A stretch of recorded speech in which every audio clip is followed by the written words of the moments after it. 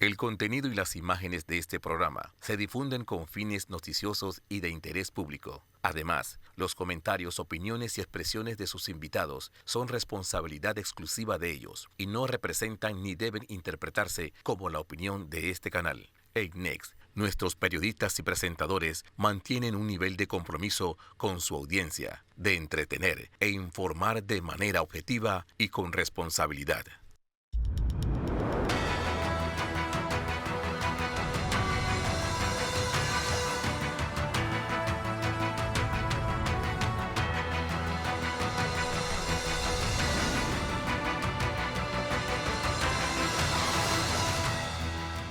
Muy buenos días, Panamá. Hoy es domingo 1 de diciembre y hoy no puedo empezar sin antes enviarle mis más sinceras felicitaciones a los maestros panameños en su día.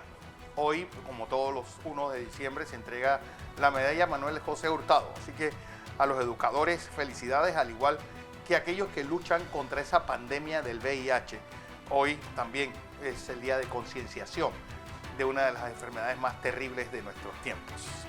Bueno, una semana llena de sorpresas políticas, donde el país sigue sumido dentro de la sorpresa y de la estupefacción que les ha provocado los Varela Leaks y todo lo que va saliendo. Empresarios abusaron del Estado, políticos utilizaron esto como medida de fuerza para lograr sus objetivos políticos, o en el caso del director de la policía, exdirector de la policía, Omar Pinzón, y el grupo de policías que se ensañaron contra todos aquellos que eran opositores a Juan Carlos Varela, y que ahora pregunta uno qué hacer, como qué hacer con la señora Kenia Porcel, que desde hace unos días está en búsqueda y captura. No se le nota, no se le encuentra por ningún lado. Se sabe que ya entregó su renuncia, pero no se le ve.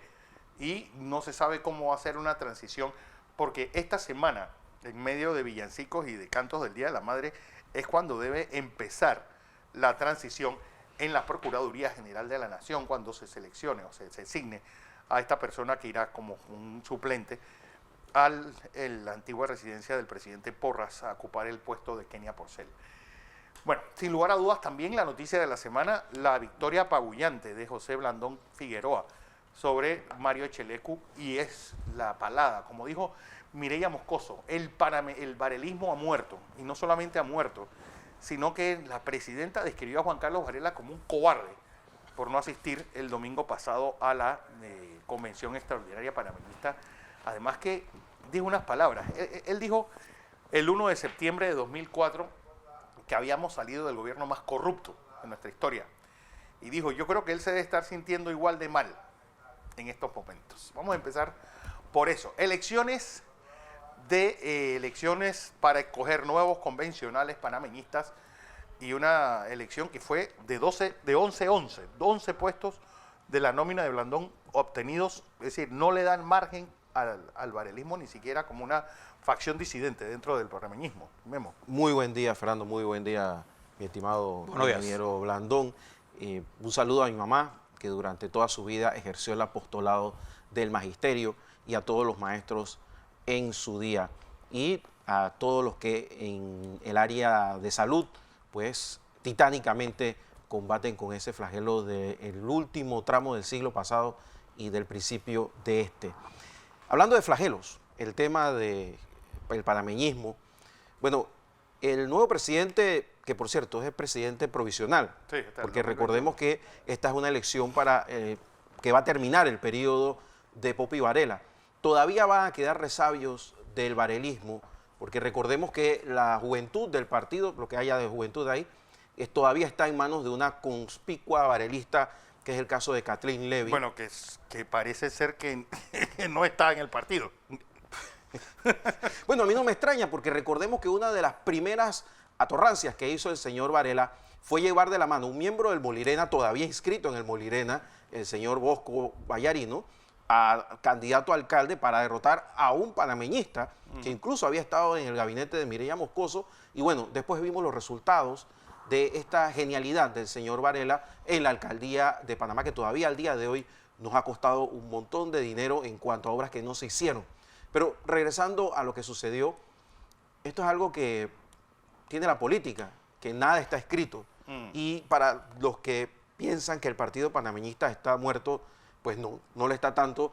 Y yo creo que está claro que el señor Blandón no solamente fue un buen candidato, sino que fue uno de los mejores candidatos que ha tenido el partido panameñista desde las mejores épocas de Arnulfo Arias. El problema que ha tenido es que se encontró con un partido deshecho, desmontado hasta sus cimientos por parte de la familia Varela, y los cuales lo utilizaron sencillamente como plataforma para llegar al poder, y los Varela Leaks han pues dado la razón a todos los que veíamos que lo único que quería el señor Varela era el poder por el poder. Ahora, ¿esto lo va a ayudar a llegar a ser presidente de la República? Falta mucho tiempo para saberlo. Primero hay que ver cuáles son las coyunturas que se dan, cuáles son las ejecutorías del PRD en el poder. Esta semana, pues, digamos que tienen un ganchito, pero en un tema que no es de interés de la mayor parte de los panameños. Tiene que seguir llenándose de ganchitos el PRD para ver si tiene alguna oportunidad. El Partido Cambio Democrático no sirve para nada en este momento porque su presidente está escondido o está en algún lugar vacacionando, sí, y el partido está desmontado, y solamente hay algunos miembros del partido encabezados por Ricardo Martinelli que no están en la directiva del partido. Entonces eso se tiene que definir pronto. Así que aquí tiene que haber una oposición clara, y este es un gran momento para el señor Blandón, que pueda comenzar, ojo, con un grupo legislativo en los cuales algunos van a tener que renunciar a su afiliación varelista y comenzar entonces a encontrarse con los nuevos tiempos, primero con las cosas físicas. Si usted no, para que no lo sabe, en política el tema de los símbolos es muy importante. Y lo primero que hay que hacer es rescatar la sede del partido panameñista. Esa es la razón por la cual el moribundo Partido Popular sigue la misma sede de la democracia cristiana de toda la vida. Es importante mantener los símbolos, ahí está el PRD. Entonces hay que tener una sede que sea icónica en el lugar más importante del país, que es la ciudad de Panamá. Y de ahí en adelante, así sucesivamente, tratar de rescatar una juventud importante dentro del partido panameñista y hacer evaluaciones periódicas. Hacer del partido panameñista un partido moderno, donde haya un gabinete en la sombra, donde se le dé seguimiento a lo que está haciendo el gobierno, apoyar al gobierno cuando es necesario y criticar al gobierno cuando sea necesario también criticarlo. Lo que pasa es que aquí también hay que demostrar nuevos tipos de liderazgo. Yo creo que José Blandón está en el sendero correcto, después de haberse, a mi parecer, equivocado, postulándose para... Hay algunos que dicen que no es así. Yo creo que se equivocó. Sí, hay algunos que dicen, Juan Carlos Varela. Hay algunos que dicen que Blandón pues tenía una buena estrategia de perder la elección, ganar el partido y postularse para presidente. Pero la situación en la que encontró el partido panameñista cuando se postuló, yo no sé si la había dimensionado. Lo que sí tengo claro es que esto va cuesta arriba, sí, para el partido panameñista en los próximos años. Bueno, José, yo creo que, hombre, tú tienes encima el peso el orgulloso de que padre. Estamos hablando del orgulloso padre en un momento en el cual José Hijo saca una casta, y exactamente que los líderes uno los ve en momentos difíciles y como dijo Memo, es una cuesta arriba porque tiene que recomponer un partido hecho leña con pues la nube gris de todo lo que no termine en el Partido Popular, el Molirena. Exacto, que no se convierta en una bisagra. Exacto. Que yo creo que ya estamos hartos de bisagra. Esto parece una ferretería, José. Buenos días, Fernando. Buenos días, Guillermo. Buenos días a toda nuestra audiencia. Oiga, arranca el mes más hermoso, el mes de la Navidad. Voy a poner foquitos aquí. Pronto. Sí, pronto. Ya hay que entrar ya en villancico y eso. Yo no llevo ni una carga, Fernando, con mis hijos. Yo me siento orgulloso de todos mis hijos. Ahora le hablo un poquito sobre esto. Pero antes que nada, hoy es el Día del Maestro. También. Y quiero rendirle un homenaje a los maestros y profesores de nuestra patria. Fíjese, recordando a 6 de mi maestro. Yo recuerdo a mi maestra de primer grado, la maestra Tala, vivía por ahí, está la piscina de Chitré. La piscina. La maestra Dora de Sousa, ¿se acuerda que tenía el colegio privado también? Pero ella hizo un colegito, sí. Nosotros dábamos clases en el Tomás Herrera, la maestra Delia Castillo, la maestra Inés Pimentel, una tremenda maestra con un carácter enorme. Esa es la mujer que más influencia tuvo en mi vida como maestra. El maestro Tito Rodríguez, que me dio 5º y 6º grado. Pero en la escuela tuve su tía Noris Correa. Noris Correa, yo era uno de sus estudiantes consentidos. Me portaba mal, seguía buenas notas, escribía mal y ella me cuidaba. Eso es. recuerdo al profesor Espinosa, al profesor Cialo González y su esposa, tremendo profesora, la profesora Gabriela Mendoza. Bueno, el recordarlos a ellos. Y un mensaje especial para la profesora Roquelina Roa, una de las grandes maestras y profesoras de este país. Recordándolos a ellos, le doy mi reconocimiento a los maestros que nos formaron a nosotros. Yo soy lo que soy porque los maestros y profesores nos formaron a nosotros. Bien. Algunas cosas importantes. Debo darle algunos datos. Yo siempre le he venido diciendo de que a la gente que dice que llegó la hora de los partidos y que se acabaron, yo siempre recuerdo que la presidente Lincoln, por ejemplo, fue 4 veces antes de ser presidente a elección y perdía aparatosamente. Lula da Silva, el Partido de los Trabajadores, fue derrotado 4 veces. Bien. En el caso del Partido Panameñista... Bueno, El Salvador Allende, ahora que Chile está tan de moda, también fue 3 veces. Pero como 3 veces. Fíjese qué pasó con el Partido Panameñista. No hay la menor duda de que el Partido Panameñista llevó a la victoria al expresidente Varela. Sí. Él nunca lo reconoció así. El único que no se creyó eso fue él. Y lo decía.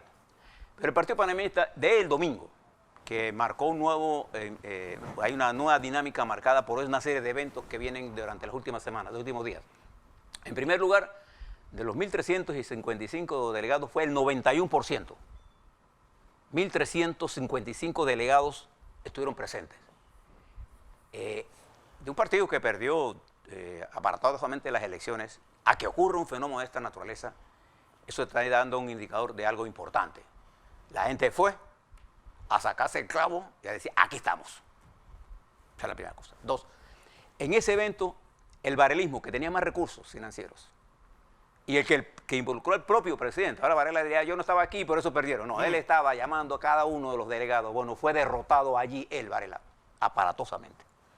No solamente en los 11 miembros del directorio, sino se escogieron 16 miembros más que forman parte de esta directiva. De esos 16, la Fuerza del Cambio que liderizaba José Blandón Figueroa sacó 14. Sacó una victoria contundente sin ninguna duda. Creo que el rescate, el poner, y durante los últimos días, esta semana, la nueva directiva ha estado a cargo del partido, informándole al país que está haciendo cosa por cosa. Es la primera cosa que tiene que hacer, y está haciendo el Partido Panameñista, es ponerse en sintonía con su membresía.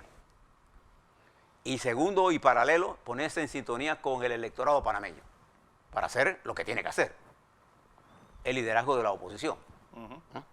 Eso es lo que tiene que hacer. 2, también ha ocurrido eventos importantes a lo largo de esta semana, que fue las reuniones que desde la semana pasada el presidente Cortizo ha venido teniendo con la dirección de su partido y con la bancada de su partido. Y esto hace que cuando él haga los pronunciamientos el lunes, que acaba de terminar, haciendo el conocimiento del país, 3 magistrados y 6 suplentes, una cosa inédita en la vida política panameña, el Partido Revolucionario Democrático y el Molina están ya claros de que esa es la línea que va. Y eso es importante porque fortalece la relación del presidente y su partido.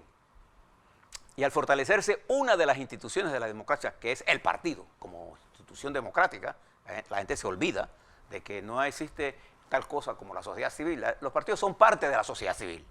Hay alguien que le ha dado a la sociedad civil una categoría que no tiene en términos concretos. Ellos se han inventado en su cabeza que ellos están hechos para suplantar a los partidos. Hay medios de comunicación que se han tomado la tarea de implantar en la mente de los panameños que la sociedad civil está a la par de los partidos políticos. Eso es cierto. Que llegaron a suplantar los partidos políticos. Y permítame, Guillermo, darte una cifra. En el Partido Cambio Democrático, en el Partido PRD y en el Partido Panameñista, más de la mitad de su membresía es joven.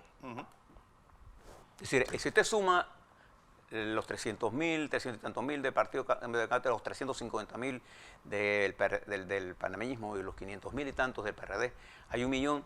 De eso hay medio millón de muchachos y muchachas que forman parte de la juventud política. Pero José, es lo que hablábamos hace unas semanas, que no es posible que la mayor parte de los diputados electos tengan menos de 50 años, sean jóvenes, hayan llegado por primera vez. Y todavía estamos que queremos volar los cantamañanas estos quieren volar la asamblea y acabar con la asamblea. Es decir, eso se llama no leer lo que está pasando. Claro, y lo que yo digo es que está el país, contrario a lo que está pasando en otras latitudes, está volviendo al reencuentro de sus estructuras políticas. ¿Y por qué eso es importante? Porque al recuperar la vida, los partidos políticos democráticos, y al recuperarse el pluralismo político de todas las tendencias de los partidos políticos, estamos recuperando una de las mesas más importantes de la democracia, donde ha imperado los regímenes de los dirigentes estos mesiánicos. Venezuela. Una vez que se produce el mesianismo, se liquidan los partidos políticos. Bueno, Bolivia. ¿No? Y entonces eso trae como consecuencia una ruptura de la democracia en la base fundamental de la democracia, que son los partidos políticos. Bueno, José, y yo quiero que nosotros leamos, porque en ese incendio forestal que hay en el continente, es decir, lo que ha hecho que la válvula de escape tenga una salida en Chile fue cuando el señor Piñera se reunió con todos los partidos políticos. Es decir, en la calle quedaron las locas vestidas desnudas por ahí corriendo, los que quieren reventar el metro. Es decir, ahí quedaron los marginados. Es decir, y los que no son parte de ningún tipo de estructura, que da igual protestar por los ovarios en los rosarios o por otras cosas. Les cuento una anécdota que me contaron en la radio. Un muchacho le cuenta a esta persona que sus hermanas, viendo las protestas que se estaban dando en la asamblea, ellas estudian en un colegio particular, en una universidad particular, y ellas se mandaron a hacer unos suéteres con el logo de la marcha, y contrataron a un fotógrafo para que les tomara fotos en la marcha para subirlas a Instagram.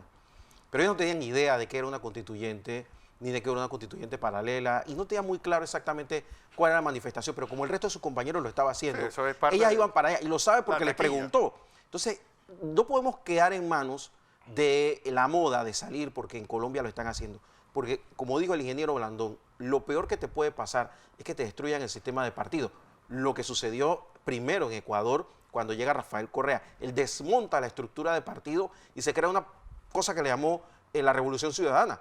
Bueno, Evo Morales, los partidos políticos volaron no con Rafael Correa, volaron con Andaná Bucaram. Claro, ya venía eso de arrastre. Ya el señor Evo Morales ya venía de un país destruido institucionalmente. Entonces, y Colombia ni hablar. En Colombia, la campaña sucia que se le forma a los partidos políticos en Venezuela, los partidos políticos que degenera claro, en Chávez. En Chávez. Y Colombia está en un tris de caer en las mismas garras de estos sujetos que, como en Colombia, por ejemplo, se hacen llamar el comité de paro, que sabrá Dios eso qué es lo que aquí le quieren llamar la sociedad civil, un grupo de personas que no tienen ni la disciplina, ni los votos, ni a la gente para estar en un partido político, y deciden saltarse todo eso y aprovechar medios de comunicación que pueden ponerlos en la palestra para esto. Pero yo quiero recordar a todos los que me están viendo que Hugo Rafael Chávez Frías llegó a la presidencia de la República de Venezuela gracias a los medios de comunicación y a la oligarquía más rancia de Venezuela. A estos dos, olvídese del pueblo. Ellos fueron los que desmontaron las candidaturas de los partidos tradicionales y llevaron al coronel, que ellos pensaban que lo iban a manipular para poder gobernar, y se les volteó la tortilla. Entonces, mucho cuidado, porque uno no sabe dónde terminan estas cosas. Entonces, hay que apostar por el fortalecimiento de los partidos políticos. Por eso, yo felicito a los verdaderos panameñistas que han logrado un hito, que es rescatar lo que pudo haber sido un desastre electoral y que pudo haber dejado al país en una vorágine donde cualquiera se va metiendo con un movimientucho y que terminan todos, como decían ustedes, en la Asamblea Nacional tratando de quemarla. Pero fíjense, Fernando, Guillermo y estimados televidentes, hagamos un hilo conductor de los eventos. Mire la semana hasta que acaba de concluir. El 21 de noviembre había una manifestación de profesores y maestros aquí en Panamá y había una huelga general en Colombia. ¿Recuerdan en qué terminó la huelga general en Colombia? En saqueos. Y muertos. Multitudinarios la que aquí vinieron los maestros en forma masiva, fueron a la presidencia. ¿Qué hizo el presidente Cortizo? Lo recibe. Se baja, manga remangada, camina y saluda a los profesores y a la marcha. Le da en la misma presidencia, los invita al diálogo de la Constitución y todo terminó armoniosamente. Es un elemento nuevo en la vida política. Dos, eso ocurre el 21. Durante esa misma semana el presidente Cortizo está haciendo consultas en sus estructuras y con la sociedad civil, pero con su partido también, para ver la propuesta que va a llevar y hace pública el 25. Y el 24 se da el evento del Partido Panameñista, que todas las fuerzas que fueron allí hicieron fue un evento digno de una estructura de partido grande. Los que hemos estado en partido, ese tipo de eventos, no solamente por su dificultad, porque además lo pusieron en un lugar para que no fuera nadie. Para que no fuera en una cuadra de caballos. Sí, es sí, decir, eso fue hecho a propósito, sin embargo... El último regalo del Varelato fue regalarle la cuadra de caballos. Militancia llevó y rebasó las expectativas. Dime cuántas veces tú has visto un directorio de 1.500 y va al 91%. Ese evento político fue importante porque inmediatamente la dirección de Nueva, entre lunes, martes y miércoles y viernes, está en la televisión hablando. El lunes el presidente se aparece con su gabinete y expone su propuesta. El martes la recepción de la propuesta del presidente de la República es recibida casi con beneplácito. Sí. Por la mayoría de la sociedad. Hay algunos que comienzan a decir, bueno, que la mamá de este trabajó con los militares, que bueno, sí, pero en términos real, el presidente Cortizo ganó llenó una expectativa de la nación panameña. Que ojo, que hay que redondearlo con la elección de un buen procurador. Entonces, o buena procuradora. Pero eso viene la próxima semana. Eso viene la otra semana. Y aquí viene la discusión ahora más seria, que es la discusión constitucional. Pero para hacer eso, quien tiene que asumir las riendas de este debate son las estructuras políticas partidarias, porque son los que tienen voto en la Asamblea y una parte de la sociedad representada allí en una forma un poco minoritaria, es la sociedad, los candidatos independientes, que cada cual tiene su propia tendencia y tiene el derecho a tenerlo. Y además que ya le están saliendo sus esqueletos del closet. Estos elementos son importantes porque estamos demostrando otro método y todavía estamos a tiempo en Panamá de recuperar el diálogo entre nosotros, y cuando digo nosotros, toda la estructura política panameña, con el país, para evitar que caigamos lo que yo llamo el revolcón global, que afecta al planeta. Ya le tienen un nombre, el otoño mundial le tienen ese nombre ya. Bueno, lo peor de todo es que en Sudamérica es primavera. Hoy durante toda esta semana llegó a haber en 28 países diferentes manifestaciones, hasta en Alemania hubo. Sí, voy a información comercial. Cuando regresemos, Varela Leaks sigue saliendo las heces de las cloacas del poder. Vamos a hablar de la salida de Kenia Porcel. Pues alguien que la historia tirará por la ventana. Pero ¿cómo debemos sacarla o cómo debe salir de la Procuraduría? Después del cambio.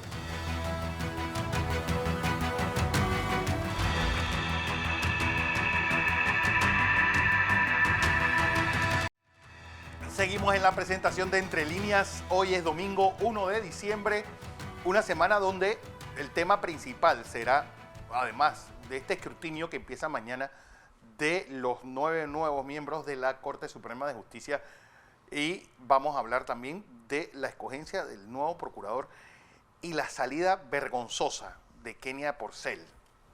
Porque no hay otra forma de catalogarlo. Bueno, esa mujer ha quedado... Yo me siento algo desinformado porque no he visto todavía cómo es la carta de renuncia. No, nadie la ha visto. Sé que no soy la persona que tiene que leerla, pero sería interesante que se publicara por un gesto de transparencia, ¿no? Porque eso es lo que queremos en este país. Ahora, sí les digo una cosa. Los Varela Leaks, que usted puede cuestionar su origen, de cómo llegaron a la luz pública, han demostrado cosas que no solamente se han quedado en Panamá.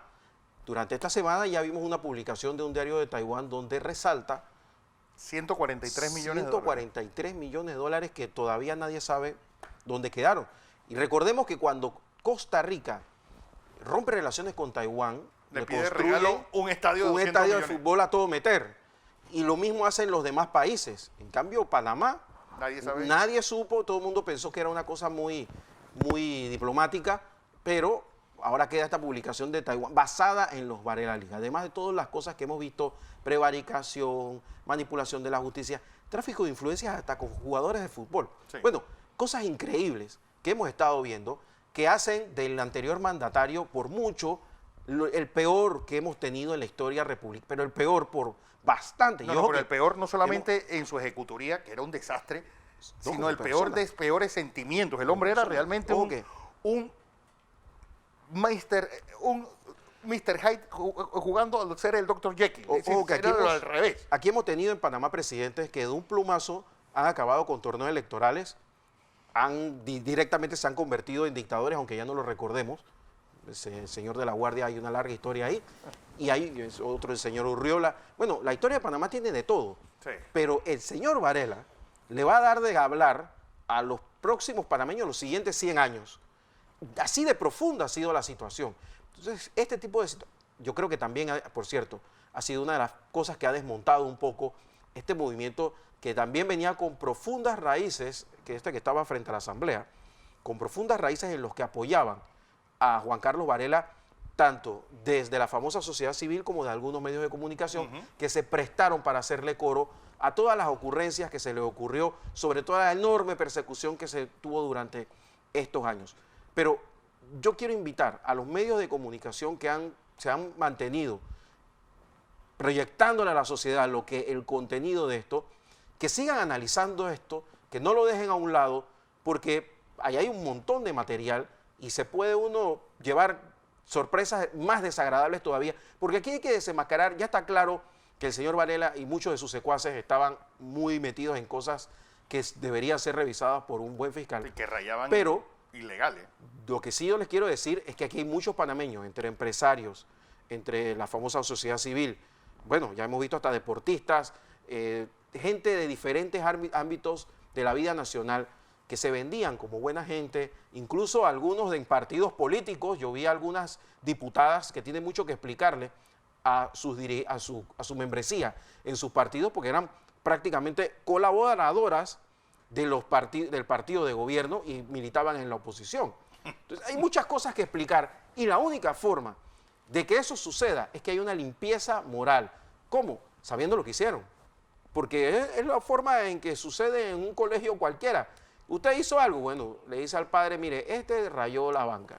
Entonces, ¿qué tiene que hacer? Pues tiene que limpiarla. Bueno, ¿y qué pasa tiene si que tú pagarla. vuelas la escuela? Que eso fue más o menos los Varela Lixes. En este caso se voló la escuela y además te quedaste con el terreno. A los profesores. No, y te quedaste con el terreno. Quedaste con los profesores. Así que eso es así de grave. Yo creo que el tema de los Varela Leaks va a ser un hito en la historia de Panamá, porque es verdad lo que ellos mismos decían. Los Panama Papers no tenían mucho que ver con Panamá. Era una cosa que yo quiero recordar. Cuando sale el escándalo de los Panama Papers, 2 semanas antes, el partido panameñista varelista corre a cambiar la directiva del partido. Entonces ellos sabían lo que venía. Y el presidente encargado del partido panameñista era Ramón Fonseca Mora. Se sabía lo que venía. Bueno, claro que sabía lo que venía porque ha quedado en evidencia, Guillermo, al país que la hoja parroquial del varelismo era el diario La Prensa.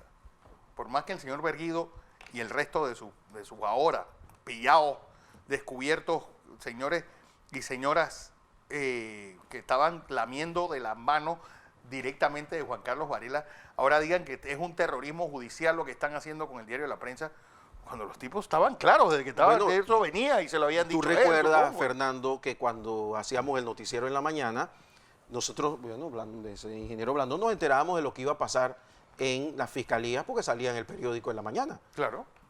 Así nos enterábamos de lo que estaba sucediendo. No era que teníamos un grupo de investigación, ellos lo ponían directamente y así sucedía.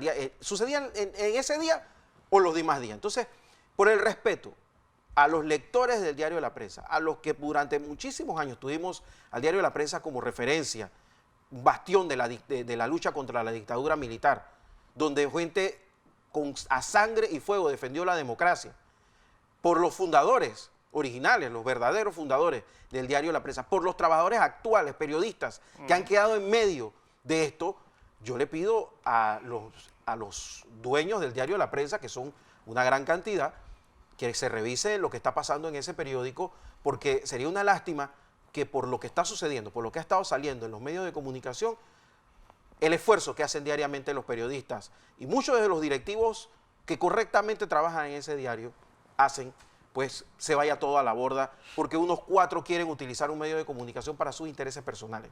Y eso no debe pasar en Panamá. Y sobre todo con un diario que tiene tantas páginas de gloria en este país y que hemos visto lo que hemos visto durante los últimos años.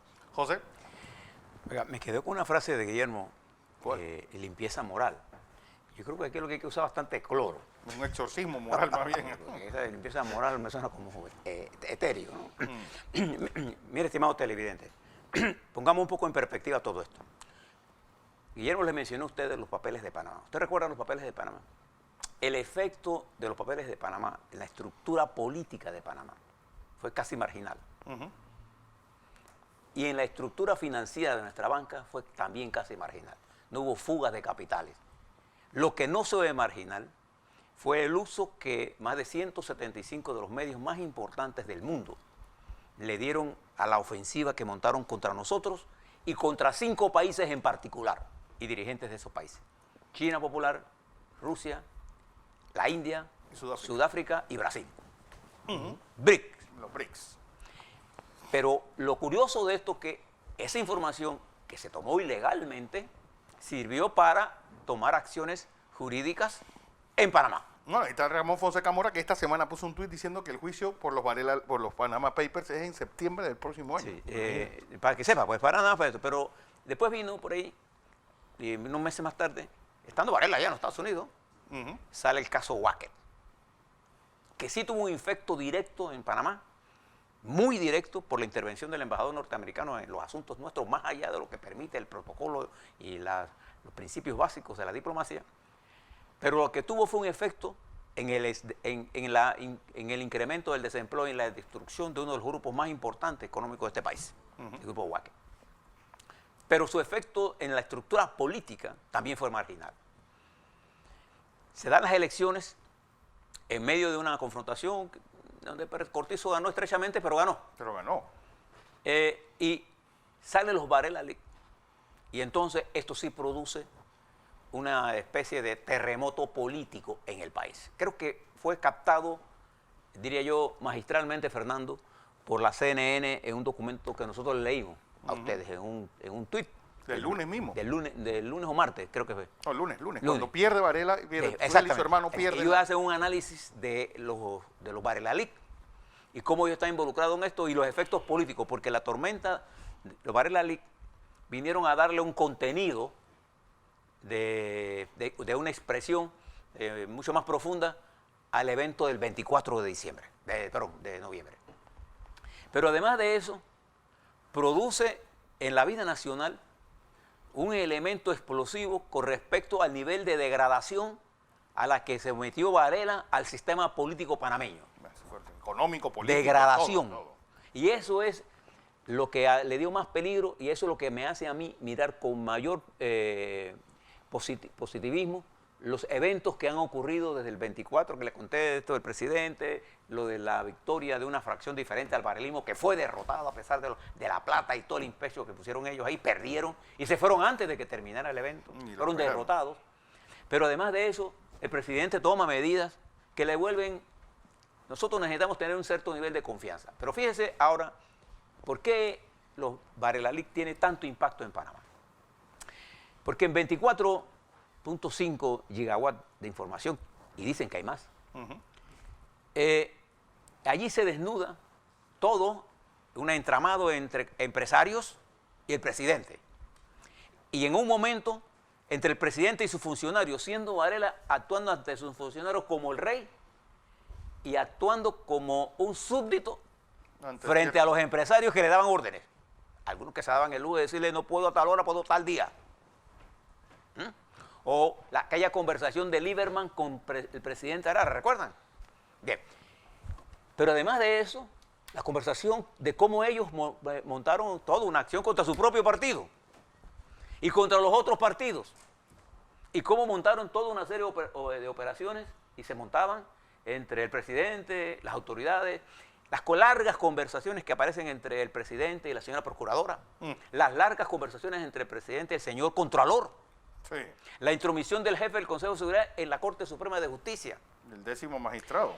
Y lo más interesante es cómo se dio este manejo con la prensa y algunos medios de comunicación, que obligó incluso a la prensa esta semana a sacar un editorial de 8, así en la mitad del cuerpo en la que demostró claramente cuán conscientes están de la pérdida de credibilidad que han tenido, pero no son capaces, en el caso de la prensa, de hacer un mea culpa o un análisis crítico de cuál fue el papel que jugó Berguido y la señora Mercedes Corró en toda esta trama de llevar a toda esta comunicación judicial que tú señalabas al margen de la presunción de inocencia y ahora reclaman presunción de inocencia ellos. Y nosotros les dimos, de esta semana le hemos venido diciendo y les repetimos hoy, nosotros seríamos los primeros que saldríamos a defender la necesidad de que la prensa como periódico exista y a defender el derecho que tienen los compañeros que trabajan en la prensa a ejercer en libertad el periodismo. Pero también la prensa tiene que dar un mensaje de responsabilidad y hacer un balance autocrítico de cómo convirtieron a un periódico en lo que fue. Funcionarios, el Ministerio Público, acceso a la información judicial. ¿Quién tiene acceso a la información judicial con precisión para saber que es un expediente? No. A veces incluso les daban el sobrecito, Picuiro y compañía, y en base a ese sobre armaban una noticia y esa noticia era la que se usaba pero para persecución. A eso que voy. Cuando yo digo que decían, citaban, es que eso ya venía prehecho. Sí. Igual que eso de los bates y lo de los béisbol y FDB, y eso lo hizo el Consejo de Seguridad. Todo esto, elementos que tiene conspiraciones, crímenes, cómo manipularon todo este proceso, a la gente le encantó leerlo. Y esto va a estar aquí por buen tiempo. Y es por eso que es importante que los partidos comiencen a curarse con purgantes de verdad. Sí. No solamente Cambio Democrático, por eso yo saludo el reencuentro de las fuerzas políticas del gobierno e invito al Cambio Democrático a hacer lo propio. Invito también a los otros partidos a darle vida partidaria para enfrentar esto que viene. Porque aquí todavía estamos recuperando credibilidad, pero bien se ha señalado aquí por varios dirigentes panameños, aquí lo que se trata no es solamente de ver este problema político, sino cómo activamos la economía. Es que el problema fundamental de nosotros ahora mismo es que la economía no está creciendo, no está generando empleo, está creciendo, pero no está creciendo en los sectores que generan empleo, y los pequeños y medianos productores del campo y de la ciudad se sienten duramente afectados.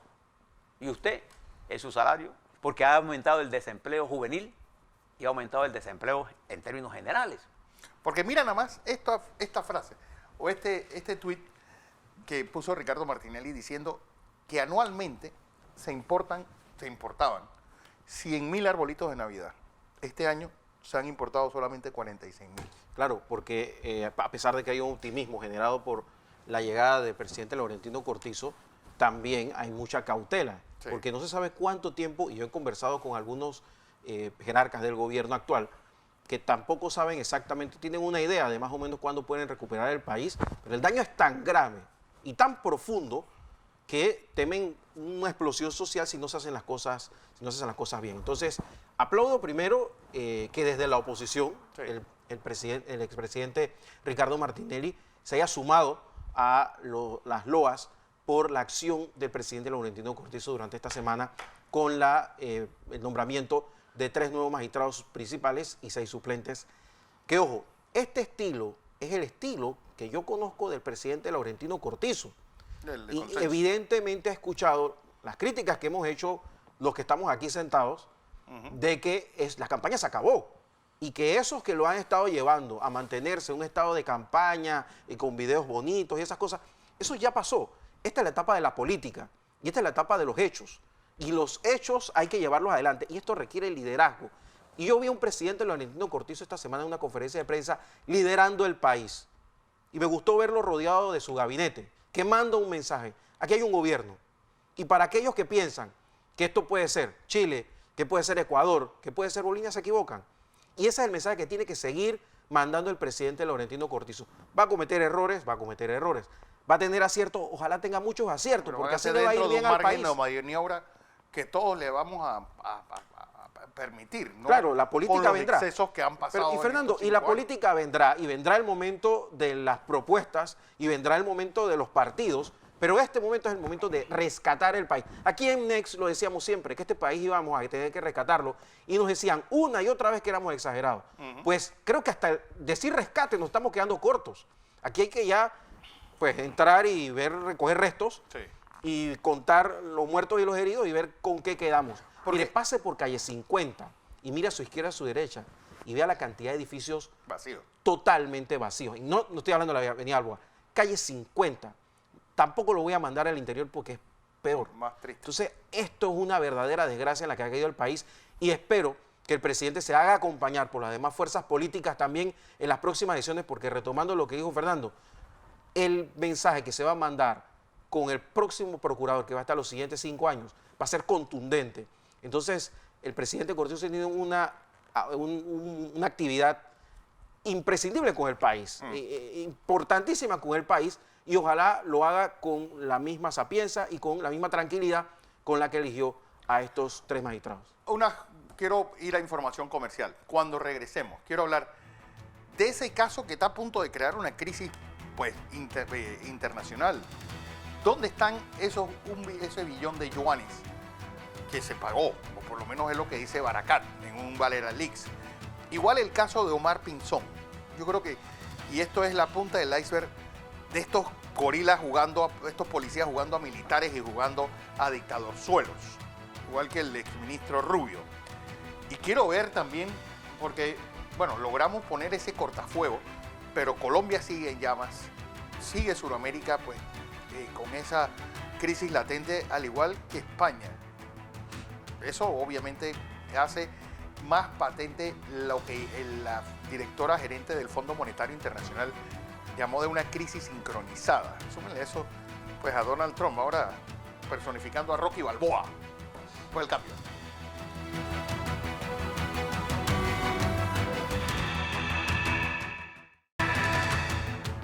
Bueno, tema China y esa infidencia de Jorge Barakat. Hay 1 billón de yuanes que nadie encuentra. Memo. Bueno, también hay que ver el cambio, ¿no? Porque los chinos hicieron un ajuste ahí, porque ahora se habla de 174 millones, pero yo creo que se ve el cambio que hubo a 6 yuanes, una cosa así que se echó para atrás. Al final creo que es hasta más dinero. Lo que sí es cierto es que a mí siempre me llamó la atención esa reunión de Xi Jinping con un expresidente de un pequeño país centroamericano. Es lógico que sea una reunión de una de las personas que aspira a liderar, de ser una de las potencias del mundo, con diferentes países, sobre todo, por ejemplo, en la injerencia que quiere tener China con África. China tiene una ventaja en el mundo, y es que no fue un país colonizador. No. Entonces, el resentimiento que hay con China es casi cero en ciertos países como latinoamericanos, africanos, algunos asiáticos. Pero esta política de reunirse con exmandatarios es absolutamente rara, sobre todo porque en el Partido Comunista Chino, el anterior presidente normalmente huele feo y solamente lo exhiben cuando hay uno de estos cónclaves que tienen los chinos y lo ponen ahí como para que se sepa que él está apoyando a regañadientes al que está actualmente. Y en este caso Xi Jinping ha concentrado tanto poder que más o menos los tiene todos tranquilos. Y esos mensajes en América Latina son completamente diferentes. Y la verdad es que si no es porque China es una gran potencia, yo habría esperado un tiempo para mandar al embajador a China. ¿Qué tiene que hacer el presidente de China reuniéndose con un expresidente? Entonces, esto de los 174 millones de dólares necesita una explicación. Y yo conmino a las autoridades panameñas, si todavía hay gente que cree en la ley, que comiencen una investigación, de hecho, de cómo fue realmente que nosotros llegamos a establecer relaciones con China. Insisto, eso no quiere decir que no debimos haber tenido relaciones con China, sí debimos haber tenido. Pero la forma como se le metió una patada a la gente de Taiwán, el mensaje que mandó un país como Panamá, que toda la vida ha sido un país componedor, un país de diálogo, un país de cercanía, donde nos comportamos fascinerosamente en el tema diplomático con el tema taiwanés. La forma como apareció repentinamente la entonces vicepresidenta de la República en Beijing, que ni siquiera los miembros del gabinete del gobierno anterior lo sabían. Yo conversé con varios miembros del gabinete de Varela, que me dijeron, yo tenía el pasaje para la siguiente semana para ir a Taiwán.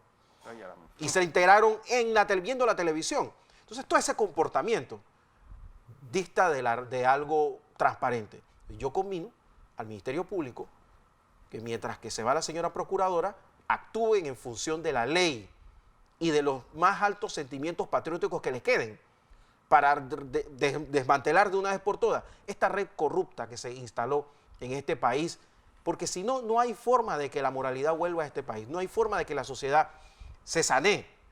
Entonces, hay que hacer algo, que tiene que haber certeza del castigo de una vez por todas, pero certeza del castigo no es meter preso a alguien diciendo que, bueno, vamos a investigar mientras que te tengo preso. Aquí se tiene que juzgar y condenar. Y si alguien dice, tú eres corrupto, tiene que probártelo. Y tiene que probártelo con todo lo que manda la ley. Porque si no, entonces vamos a estar en la ley del oeste, aquí vamos a hacer puras venganzas y nos vamos a terminar comportando como pasa en Bolivia, donde vamos a esperar entonces que la gente del interior venga y queme todo. Claro. José. Oiga, este miércoles pasado, el embajador, el 27 de noviembre, el embajador de la República Popular China en Panamá, Wei Xiang, le mandó una nota, un tuit a James Aparicio, en la que le decía que dónde estaba esa solicitud de Metro Libre pidiendo información sobre este tema de la ayuda esta de los 143 millones de dólares. Y con una elegancia clásica de 40 años de experiencia. Clásica de don James Aparicio. James Aparicio le contesta diciéndole que no es la costumbre por su formación de periodística de hacer notas por tuit, que en el despacho de su embajada está la solicitud hecha por la periodista Jessica Calles solicitándole sus puntos de vista sobre esta información de dominio público, como debe ser. Me gustó la forma magistral como el amigo James Aparicio le contestó al embajador. Yo realmente, Guillermo, no le veo ninguna, ¿cómo se llama?, ilegalidad a que el presidente de Xi Jinping se reúna con un expresidente de cualquier país. Sí. O sea, no, diplomáticamente eso ocurre cada rato. Lo que pasa es que eso se da en el momento en que nosotros conocemos de esto por los Wikileaks, digo, por los Varela Leaks. Entonces eso nosotros tenemos el derecho de saber sospechoso qué está pasando. Pero fíjese otra cosa que nosotros nos enteramos. Es un hecho que no debe pasar desapercibido, porque así es que se forma el absolutismo. Fíjese el caso de la detención de Francolini, Ricardo Francolini, cuando en un intercambio de mensajes vía el chat del señor presidente, ahora llamado los Varela Leaks, el señor director de la Policía Nacional, Omar Pinzón, le dice que él no tiene cómo detener, pero que va a hacer todo lo posible para mantenerlo preso. Sí, pues no, voy a retenerlo hasta que aparezca algo, dice. Él no puede hacer eso. Eso es totalmente ilegal. Ni a Ricardo Francolini, ni a mí, ni a nadie lo pueden detener así. Y el otro diciéndole, sí, igual cuando Ricardo Martínez dando instrucciones de cómo manejar y torturar. Bueno, yo quiero decirle, nosotros somos signatarios de convenciones de derechos humanos. Usted le puede o no gustar a Ricardo Francolini, pero ninguna autoridad en Panamá tiene el derecho de detenerlo a usted si no le avisan la razón por la que lo están deteniendo. Oiga, pero si yo vi uno donde le consultan ministro a presidente si Fernando Correa puede visitar a Ricardo Martinelli. Dice que no. Ministro a presidente en el sistema penitenciario. Es el colmo.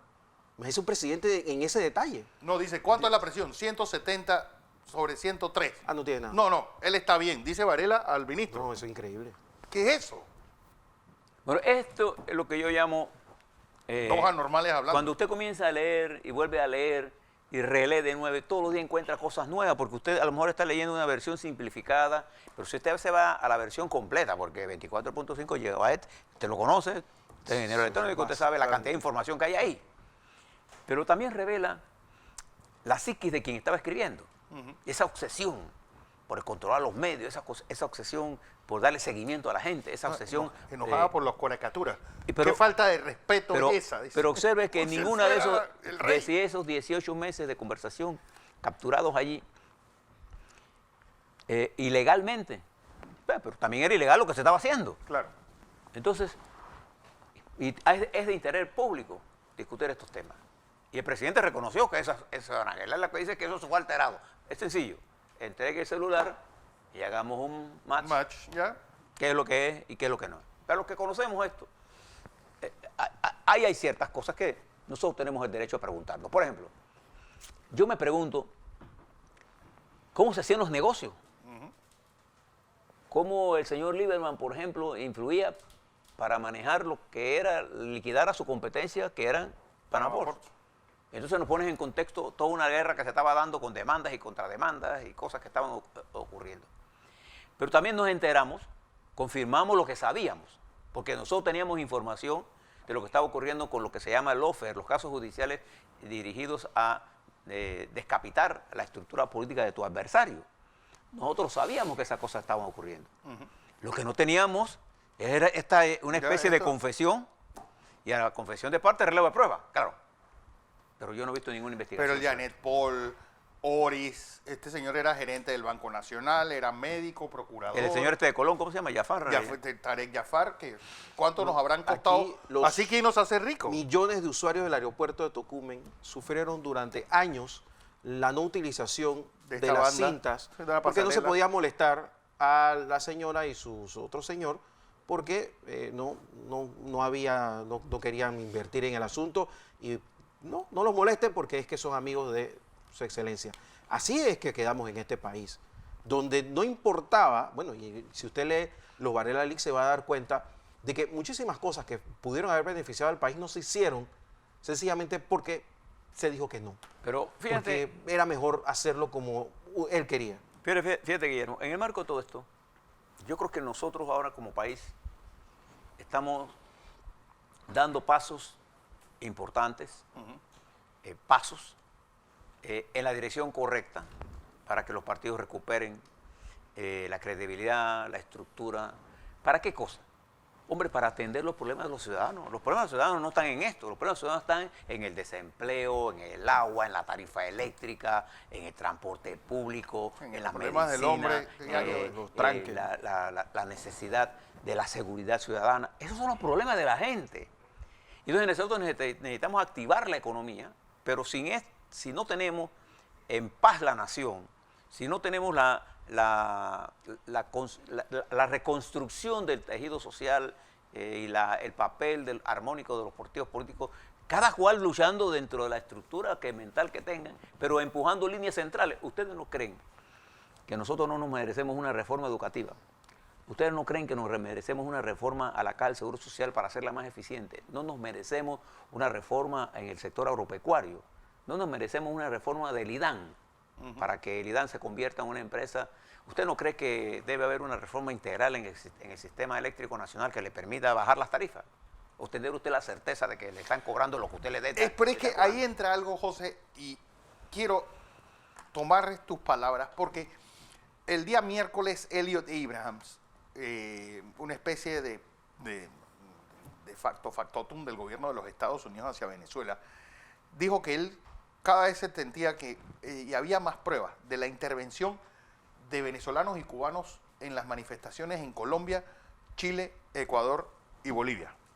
Es decir, que volvemos a caer en la poca lectura que están haciendo los partidos políticos y los regímenes políticos de que realmente la calle está revuelta, es porque ya hay un grado de insatisfacción del hartazgo de la gente. Al presidente electo Lacalle, precisamente, se le ha advertido desde algunos sectores de la izquierda uruguaya de que lo que viene es las demostraciones de insatisfacción ciudadana en la calle, pero curiosamente son los que acaban de perder después de 15 años de estar en el gobierno. Oye, pero mira, yo he escuchado al presidente Piñera, no comulgo algunas de sus posiciones, pero le tengo aprecio profesional por la calidad de dirigente que es, decir, hombre, nosotros nos equivocamos en Chile, nos desligamos de los intereses. He escuchado al presidente Duque. Pero ojo, que yo siempre escucho al presidente Piñera, y también hay que contextualizar esto. Los últimos 30 años, 6 ha estado la derecha gobernando a través de Piñera. El resto ha estado una coalición 24 que va entre la izquierda, centroizquierda y la izquierda más radical. Nosotros la responsabilidad de lo que pasa en Chile no es de la derecha, es de toda la estructura política, partidaria. Eso es cierto, Piñera lo ha dicho. Pero el único que no ha estado en esas estructuras ha sido el Partido Comunista, que quiere llegar al poder a través de la violencia. Pero decir que esto es una conspiración de los cubanos es típico de Elliot. Yo conozco a Elliot Abrahams y esa es su ideología. Sí, eso es su ideología. Hacer la lectura equivocada de lo que está pasando en Chile le lleva entonces a creer que esto sí esto se va a resolver con aspiración. Fíjese, por ejemplo, en Colombia hoy, y nos interesa Colombia porque estamos aquí al lado, yo no veo un entendimiento, no veo una comprensión ni de Duque ni de los manifestantes con respecto a ponerse de acuerdo de cuál es el problema fundamental a resolver.